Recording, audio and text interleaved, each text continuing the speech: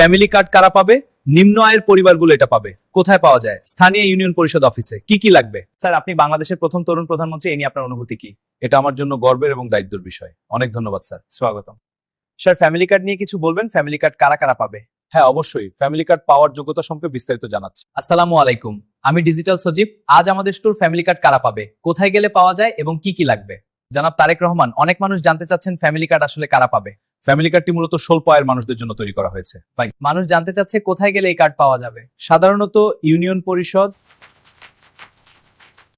আবেদন করার সময় কি কি কাগজ লাগে? সাধারণত কয়েকটি জিনিস লাগে। এক, পরিবারের তথ্য, ক্লাস 3 মোবাইলের যাচাই।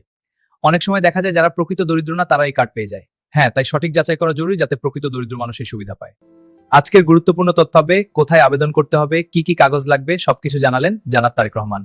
এ ধরনের গুরুত্বপূর্ণ তথ্য জানতে আমাদের সাথেই থাকুন। হ্যাঁ, তারা কিভাবে আবেদন করতে পারে? ইউনিয়ন পরিষদ অফিসে গিয়ে।